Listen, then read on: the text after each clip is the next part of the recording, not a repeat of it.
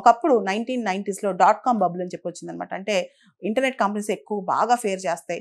ఆ internet companies వల్లే ఎక్కువ లాభాలు వస్తాయని చెప్పి అందరూ ఇంటర్నెట్ బేస్డ్ కంపెనీస్ మీద ఎక్కువ ఇన్వెస్ట్ చేస్తారు. తర్వాత చూస్తే అంత ప్రాఫిట్స్ విపరీతంగా రాలా. అలా ఏలో కూడా జరగబోతుందని చెప్పి ఒక ట్రెండ్ బయలుదేరిందనమాట. ముఖ్యంగా ఏఐ అనేది కొన్ని పీపుల్ సెంట్రిక్ జాబ్స్ ఏదైతే ఎంపతి చూపించాలో, ట్రాన్స్పరెంట్గా ఉండాలో, కాంటెక్స్ట్ని బట్టి బిహేవ్ చేయాలో దానిలో ఏఐ పనిచేయదు కదా. అదేవిధంగా ఎక్సెసివ్ ఆటోమేషన్, విపరీతమైన ఆటోమేషన్ వల్ల కూడా తప్పులు జరిగే ప్రమాదం ఉంది. రీసెంట్గా మనం చూస్తే open AI co founder Sam Altman కూడా ఆల్మోస్ట్ ఇదే మాట చెప్పారనమాట. ఏఐ అనేది ఇంత ఎక్కువ ఇన్వెస్ట్మెంట్ రియల్ కాకపోవచ్చు, ఇది ఒక బబుల్ అయి ఉండొచ్చు, ఇది ఎప్పుడైనా బర్స్ట్ అయ్యే అవకాశం కూడా ఉందని చెప్పి. ఈవెన్ ఏఐ డిప్లాయ్ అయినా సరే చాలా కంపెనీస్లో ఉన్న వర్క్ ఫోర్స్ని తీసేయడం, అందరినీ తీసేయడం అంత ఈజీ కాదేమో అని చెప్పి కూడా చాలా మంది అభిప్రాయపడుతున్నారనమాట. మనం చూస్తే రీసెంట్గా open AI market value $500 billion దాటిందనమాట.